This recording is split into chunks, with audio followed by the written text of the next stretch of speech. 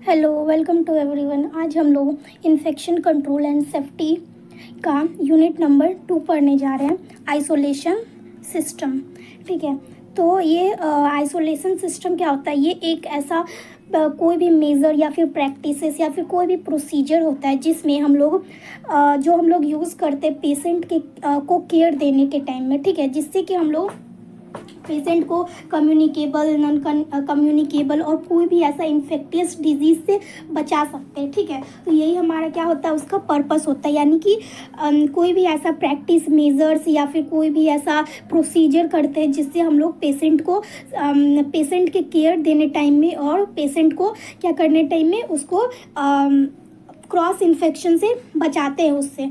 ठीक है, तो देख लेते हैं definition. Special precautionary measures, practices and procedure used in the care of patient with contagious और कम्युनिकेबल डिजीज। यानी कोई भी ऐसा स्पेशल प्रिकॉशनरी मेजर्स जिससे उसको प्रिकॉशन लेते हैं, प्रिकॉशनरी मेजर्स लेते हैं, कोई भी ऐसा प्रैक्टिसेस और कोई भी ऐसा जो प्रोसीजर करते हैं। ठीक है, जो किस में यूज़ किया जाता है?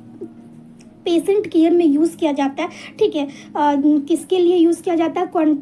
कॉन्टाजियस और कम्युनिकेबल डिजीज़ को लेकर यूज़ किया जाता है। तो इसका पर्पस क्या होता है? To prevent cross contamination between patient and hospital personnel.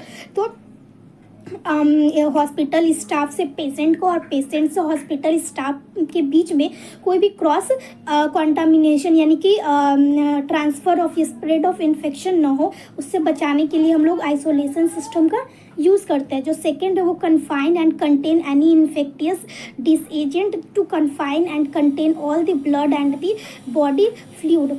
ठीक है, तो ये जो है कहीं अगर कोई इन्फेक्टियस चीज़ है या फिर कोई भी ऐसा मटेरियल है तो उसको क्या करेंगे कि उसी जगह पे कन्फाइन करके रखना है, यानी उसी जगह पे सीमित करके रखना, वो फैले ना। ठीक है, अगर बॉडी फ्लूइड है, अगर ब्लड है कहीं पे गिरा हुआ तो उसको फैलने से रोकेंगे। इसी को क्या बोलेंगे? आइसोलेशन सिस्टम बोलेंगे। ठीक है, तो जो आइसोलेशन सिस्टम होता है वो या फिर आइसोलेशन सिस्टम में हम लोग क्या पढ़ते हैं? Isolation precaution. और ये जो प्रिकॉशन होता है वो दो तरह का होता है। ठीक है, तो एक स्टैंडर्ड होता है और एक ट्रांसमिशन बेस्ड प्रिकॉशन होता है। ठीक है, स्टैंडर्ड में क्या आ जाता है? जो हम लोग पीपीई पढ़ते हैं, पर्सनल प्रोटेक्टिव इक्विपमेंट, ये हमारा क्या आ जाता है? स्टैंडर्ड में आ जाता है। ठीक है, और ट्रांसमिशन बेस्ड में आ जाता है कि जो ट्रांसमिशन के बेस पे हम लोग प्रिकॉशन लेते हैं। जैसे कि अगर हम लोग टीबी वाले पेशेंट के पास जाएंगे तो क्या होगा कि वहाँ पे हम लोगों को मास्क का ज़्यादा ज़रूरत पड़ेगा। ठीक है, क्योंकि वहाँ पे ड्रॉपलेट से हम लोग ज़्यादा इन्फेक्ट हो सकते हैं। तो क्या होता है कि उस अकॉर्डिंग जैसे जैसे जिस पेशेंट के पास हम लोग जाएंगे उसके बेस पे हम लोग क्या करेंगे कि उस तरह का प्रिकॉशन लेंगे। ठीक है, जैसे कि standard precaution include precaution which need to be taken all the time. ठीक है, और जो स्टैंडर्ड प्रिकॉशन होता है वो हमें हमेशा लेना चाहिए। जैसे कि पीपी अगर हम लोग हॉस्पिटल में या फिर हेल्थ केयर यूनिट में इंटर करते हैं तो हम लोगों को मास्क होता है, हम लोगों को ग्लव्स होता है, वो हम लोग को हमेशा यूज़ में रखना चाहिए। ठीक है, जैसे कि हैंड वॉश करना चाहिए हमेशा हर प्रोसीजर के बाद। जब भी डॉक्टर पेशेंट को चेक करते हैं तो दूसरे पेशेंट के पास जाते हैं चेक करने को, तो उसके बीच में हैंड वॉशिंग, हैंड हाइजीन जरूरी है। ठीक है, तो ये सब आपका किस में आ जाता है? स्टैंडर्ड प्रिकॉशन में आ जाता है। अब transmission based precaution, these are additional infectious control practices that need to be taken only when a specific transmission risk is anticipated. ठीक है, तो क्या होता है कि ये जो होता है ये एडिशनल इन्फेक्शन कंट्रोल प्रैक्टिस है। यानी कि स्टैंडर्ड के अलावा भी हम लोग क्या कर सकते हैं? कुछ प्रिकॉशन ले सकते हैं। किसके बेस पे? एक स्पेसिफिक ट्रांसमिशन के बेस पे। ठीक है, जैसे कि एग्जाम्पल दिया हुआ है कि टीबी पेशेंट के पास हम लोग जब भी जाएंगे तो क्या करेंगे? N5 रिस्पायरेटर का यूज़ करेंगे। ठीक है, तो क्यों? क्योंकि वहाँ उसमें ड्रॉपलेट से इन्फेक्शन होने का चांस ज़्यादा रहता है, ना कि हैंड से या फिर ऐसा कुछ या ग्लव्स पहनने से। ज़्यादा इम्पोर्टेंट वहाँ पे क्या है? N5 रिस्पायरेटर का यूज़ करना। ठीक है, स्टैंडर्ड प्रिकॉशन स्टैंडर्ड प्रिकॉशन सबसे पहले देख लेते हैं हम लोग स्टैंडर्ड प्रिकॉशन के बारे में, ठीक है। तो are the set of infection control practices use to prevent the transmission of disease that can be acquired by contact with blood, body fluid, non intact skin, mucous membrane, ठीक है। तो क्या होता है कि ये जो होता है वो इन्फेक्शन कंट्रोल प्रैक्टिस है, ठीक है, जो कि प्रिवेंट करता है डिजीज को, ठीक है। कौन से डिजीज को, या तो वो कॉन्टैक्ट से हो सकता है, या ब्लड से हो सकता है, इंटैक्ट स्किन से हो सकता है, या फिर म्यूकस मेम्ब्रेन्स, वो किसी भी तरह से फैल सकता है, ठीक है। तो उसके लिए, उससे बचने के लिए, उस इन्फेक्शन से बचने के लिए हम लोग क्या यूज़ करते हैं, स्टैंडर्ड प्रिकॉशन हम लोग यूज़ करते हैं, ठीक है। In past universal precaution was used but now it is replaced by standard precaution, ठीक है। तो पहले के टाइम में इस स्टैंडर्ड प्रिकॉशन को क्या बोला जाता था, universal precaution.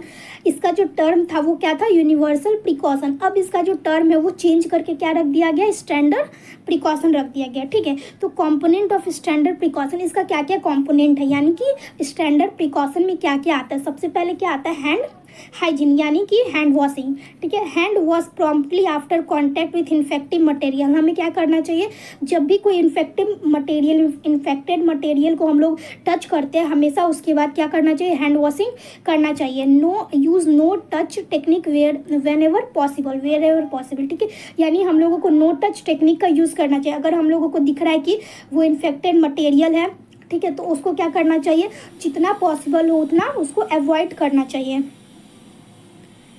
Personal protective equipment, इसमें और क्या आ जाता है, पर्सनल प्रोटेक्टिव इक्विपमेंट यानी कि PPE, रिस्पायरेटर hygiene and cough etiquette, ठीक है। तो respiratory hygiene and cough etiquette आ जाता है। Disinfection of patient care item, यानी कि जितना भी पेशेंट के सराउंडिंग में आइटम है उसको क्या करेंगे, सबको इंस्ट्रूमेंट है या फिर डिवाइस है या फिर लाइनर, यानी जिस बेड पे वो पड़े हुए हैं उनका ब्लैंकेट, चादर, जितनी भी चीज़ होते हैं उनको क्या करते रहना, डिसइंफेक्टेड करते रहना है, ठीक है। इन्वायरमेंट क्लीनिंग भी बहुत ज़्यादा ज़रूरी है, सरफेस पे प्लस आसपास का जितना भी एरिया उसको साफ रखना है। बायोमेडिकल वेस्ट, ठीक है, तो बायोमेडिकल वेस्ट को अच्छे से मैनेज करना है। स्पिलेज क्लीनिंग, और अगर कोई भी इन्फेक्टेड मटेरियल या लिक्विड कहीं से अगर डस्टबिन से या फिर किसी भी जगह से वो क्या कर रहा है, लीक कर रहा है, स्पिल कर रहा है, तो उसको क्या करना है, एकदम अच्छे से क्लीनअप स्पिल, यानी कि अच्छे से उसको स्पिल को क्या करना है, क्लीन करना है। स्पिल मतलब कि ऐसा कोई भी लीकेज जो होता है उसको हम लोग स्पिल बोलते हैं, ठीक है। शार्प, यानी कि जो शार्प होता है उसको अच्छे तरह से सेफ डिस्पोजल करना है। या अगर शार्प किसी को, जैसे शार्प में आ जाता है ब्लेड, आ जाता है नीडल, आ जाता है, तो अगर ये हल्का सा भी टच हो जाता है तो हम लोग इससे इन्फेक्टेड हो सकते हैं, ठीक है। जो इसके बाद आता है ट्रांसमिशन बेस्ड प्रिकॉशन, यानी कि क्या होता है कि are a set of infection control practices that should be followed over and above the standard precaution. यानी कि देखिए, जो स्टैंडर्ड प्रिकॉशन होता है या फिर जो यूनिवर्सल प्रिकॉशन होता है वो हम लोगों को ऑल टाइम लेना रहता है, ठीक है। लेकिन ट्रांसमिशन बेस्ड प्रिकॉशन हम लोगों को तब लेना रहता है जब एक स्पेसिफिक इन्फेक्शन से हम लोगों को चांस हो वो उस चीज़ से क्या होना, इन्फेक्टेड होना, ठीक है। तो इसमें क्या आता है कि 3 आ जाता है, जैसे कि इसमें जैसे कि मैंने बताया था, इसमें 3 आता है। कौन कौन सा, कॉन्टैक्ट, ड्रॉपलेट और एयरबॉर्न, ठीक है। जो इसमें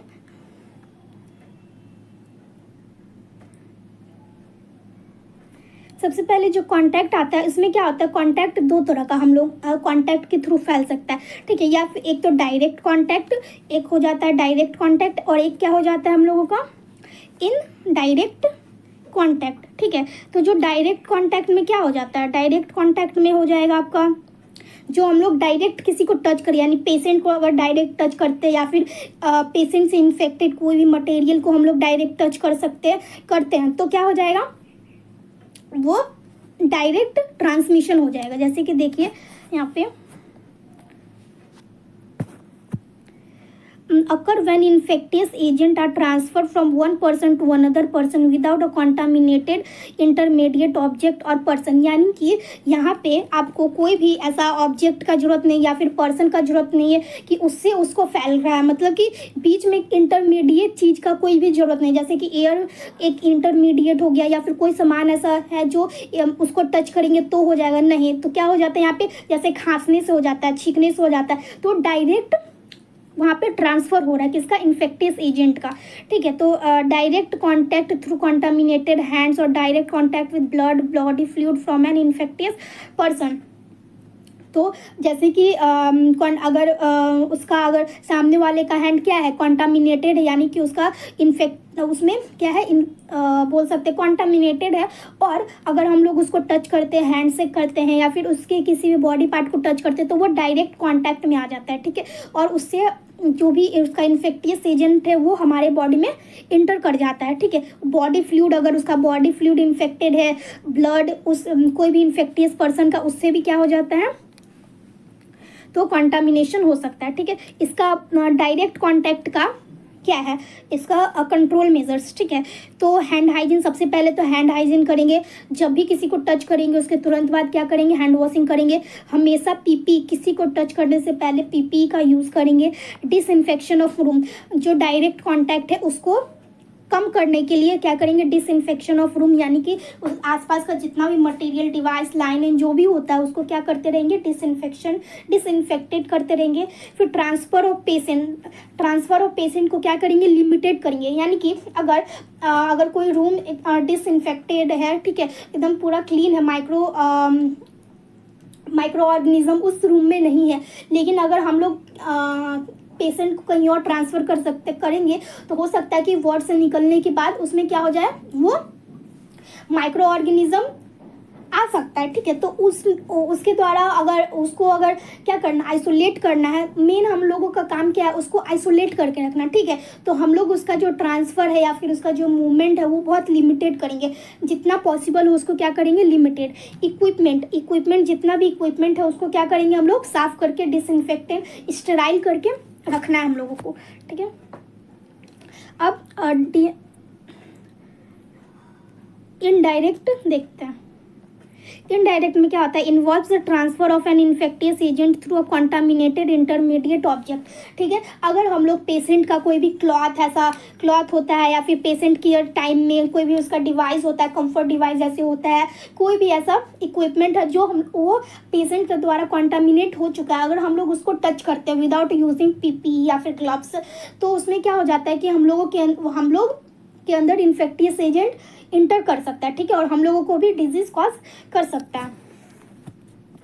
तो इसमें क्या हो जाता है कि इनडायरेक्ट ट्रांसमिशन, और इसका भी कंट्रोल मेजर्स आपका वही हो जाएगा, पीपी का यूज़ करना, जितना भी उसका जो क्लॉथ है, डिवाइस है, उसको डिसइंफेक्ट करके रखना, ठीक है। आसपास के जो भी चीज़ है, फ्लोर है, उसको क्या करना, साफ करते रहना, क्लीनिंग करते रहना, ठीक है। अब ड्रॉपलेट प्रिकॉशन देख लेते हैं। Droplet precaution is used in addition to standard precaution are intended to prevent the spread of infectious agent that are transmitted through respiratory droplet। तो देखिए ड्रॉपलेट प्रिकॉशन क्या होता है कि वैसा हम लोग ड्रॉपलेट प्रिकॉशन तब लेते हैं जब हम लोगों को ड्रॉपलेट के द्वारा इन्फेक्शन होने का चांस होता है। और ड्रॉपलेट के द्वारा इन्फेक्शन कब होता है, जहाँ पे स्नीजिंग ज़्यादा होता है, कफिंग ज़्यादा होता है, ठीक है। तो वहाँ पे हम लोगों को क्या करना है, N95 रिस्पायरेटर का वहाँ पे मेनली यूज़ करना है, ठीक है। और वहाँ पे क्या होता है, स्प्रेड ट्रांसमिटेड थ्रू द, कहाँ से फैलता है, रिस्पायरेटरी ड्रॉपलेट से। जब कोई सामने वाला इन्फेक्टियस जो भी पर्सन है वो क्या करेगा, जो भी पेशेंट है वो अगर खांसेगा, छींकेगा, इनफैक्ट अगर बोलेगा भी तो उससे क्या हो जाएगा कि अगर बोलेगा तो अगर उसके तो भी वहाँ से क्या हो सकता है, इन्फेक्टियस एजेंट का ट्रांसफ़र हो सकता है, ठीक है। अब इसका कंट्रोल मेजर्स क्या हो गया,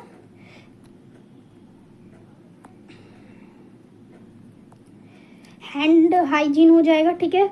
हर बार हैंड को वॉश करना है, पीपी का यूज़ करना, सर्जिकल मास्क का यूज़ करना, ट्रांसफ़र ऑफ पेशेंट को लिमिटेड रखना है यहाँ पे भी, और सोशल डिस्टेंस मेंटेन करके रखना है, ठीक है, ताकि वो अगर खांसे छींके भी तो हम लोगों पे उतना ज़्यादा इफेक्ट ना पड़े। रिस्पायरेटरी हाइजीन रखना है, ठीक है।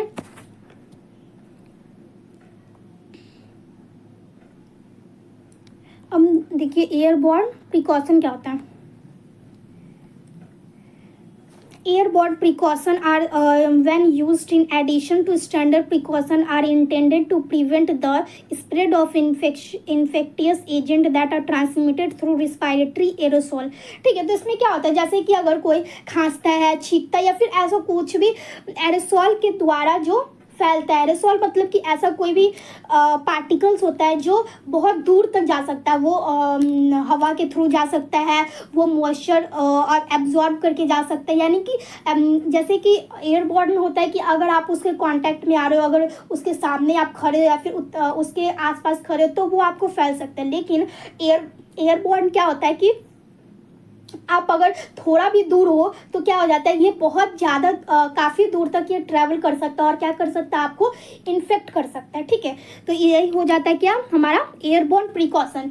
तो एयरबॉर्न प्रिकॉशन में क्या क्या आता है देख लेते हैं। एयरबॉर्न डिजीज से बचने के लिए क्या क्या हम लोग प्रिकॉशन ले सकते हैं, तो वही पीपीई का यूज़ कर सकते हैं, वेंटिलेशन और पेशेंट प्लेसमेंट इन एयरबॉर्न इन्फेक्शन आइसोलेशन रूम। ठीक है, तो वेंटिलेशन क्या हो जाए, अच्छे से उसमें एयर होना, एयर आना, लाइट आना और अच्छे से क्या होना, इन्वायरमेंट को एक अच्छा सा इन्वायरमेंट देना रूम को। ठीक है, अच्छे से वो वेंटिलेशन होना चाहिए, वेंटिलेटर लगा हुआ होना चाहिए, पूरा एयर फ्रेश होना चाहिए। ठीक है, वहाँ का इन्वायरमेंट काफ़ी अच्छा होना चाहिए। तो ये सब आपका क्या हो गया, एयरबॉर्न प्रिकॉशन। ठीक है, तो बस आज के लिए इतना ही। Thank you. आई होप आप लोगों को वीडियो अच्छा लगा होगा।